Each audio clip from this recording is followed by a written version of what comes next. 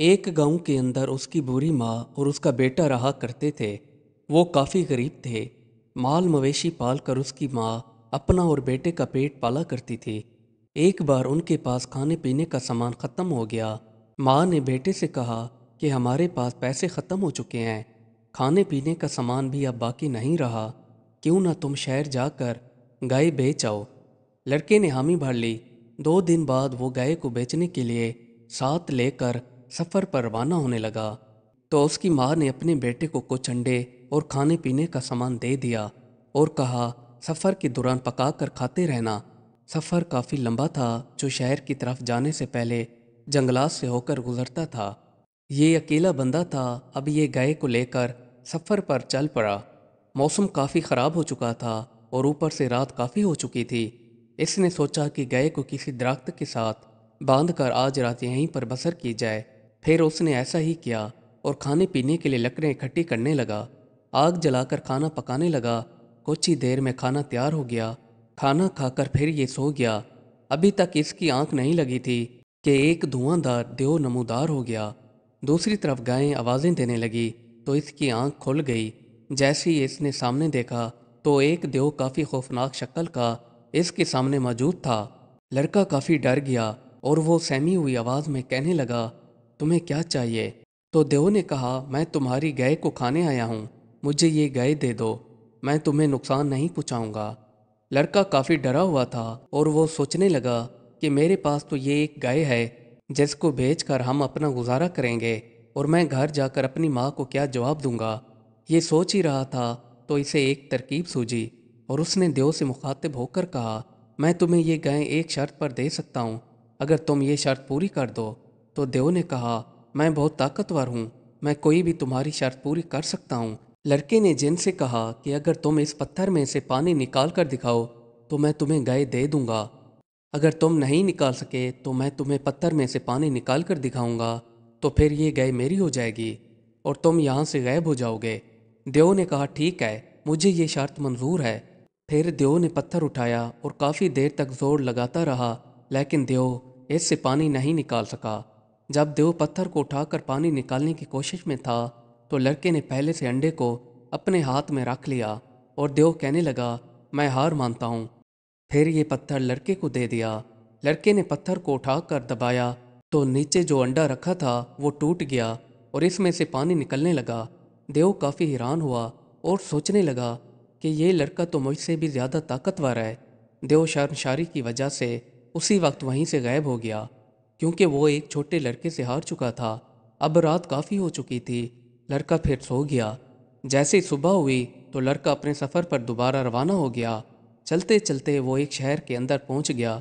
वहां जाकर उसने अपनी गाय को बेचना शुरू कर दिया। एक बुजुर्ग आदमी उसके पास आया और कहा, क्या ये गाय मुझे बेच सकते हो?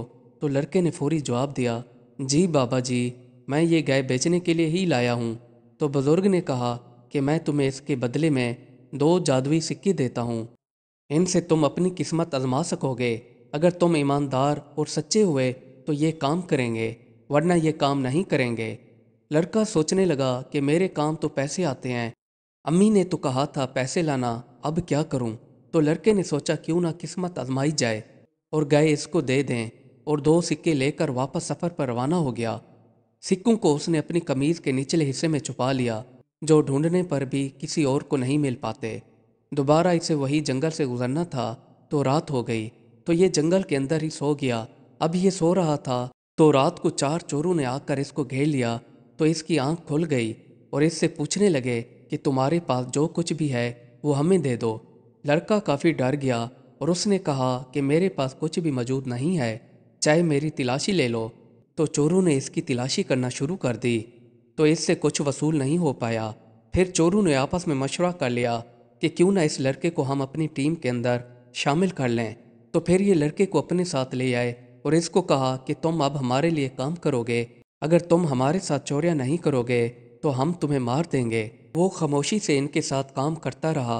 8 से 10 दिन तक ये जहाँ भी जाते थे और इसको भी साथ ले जाया करते थे और चोरी करके वापस आ जाते।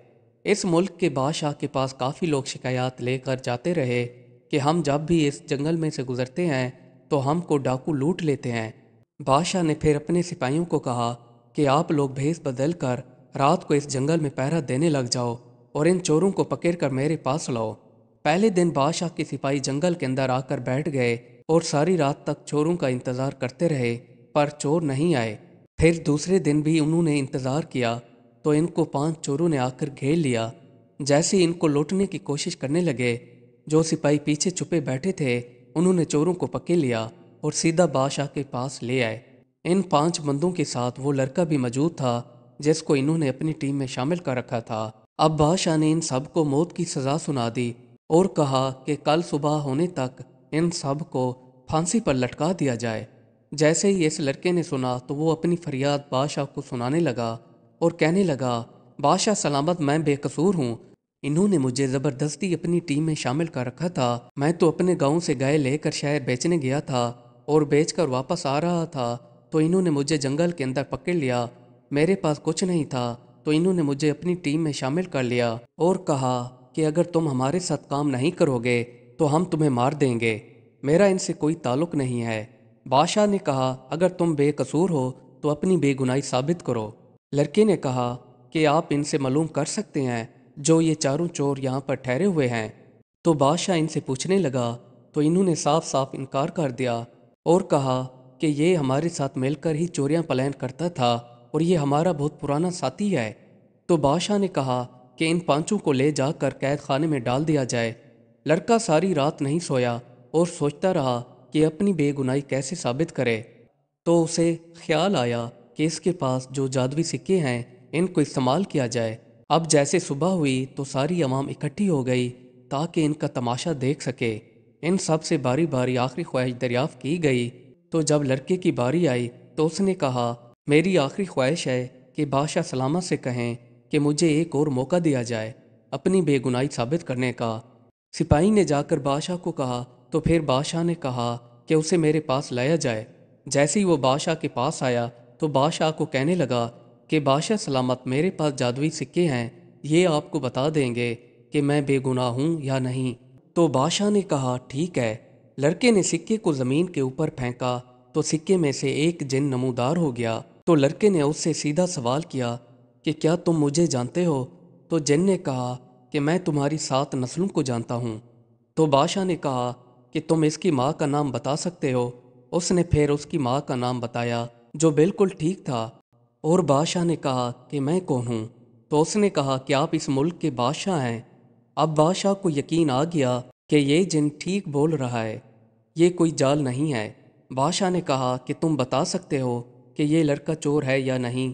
तो जिन कहने लगा, ये लड़का शहर से गाय बेचकर वापस आ रहा था तो इन डाकू ने इसे ज़बरदस्ती पकड़ कर अपनी टीम में शामिल कर लिया और इससे चोरियां करवाते रहे। ये लड़का बेकसूर है। तो जिन और सिक्का वहां से दोनों गायब हो गए। इस तरह बादशाह को यकीन आ गया। फिर बादशाह ने कहा कि इन चारों को फांसी दी जाए और इस लड़के को रिहा कर दिया जाए। अब लड़के के पास एक सिक्का बाकी था और वो लड़का अपने घर की तरफ रवाना हो गया। चलते चलते ये अपने घर आ गया। माँ ने पूछा कि बेटा इतने दिन कहाँ थे? तो इसने माँ को सारी कहानी सुनाई। अब माँ ने कहा, चलो बेटा, तुम सही सलामत लौट आए हो, यही काफ़ी है। तो फिर माँ से कहने लगा कि मेरे पास एक सिक्का बाकी है। पहले लड़के ने मुराद मांगी कि मुझे एक शानदार महल चाहिए जिसके अंदर दुनिया की हर आरائش मौजूद हो।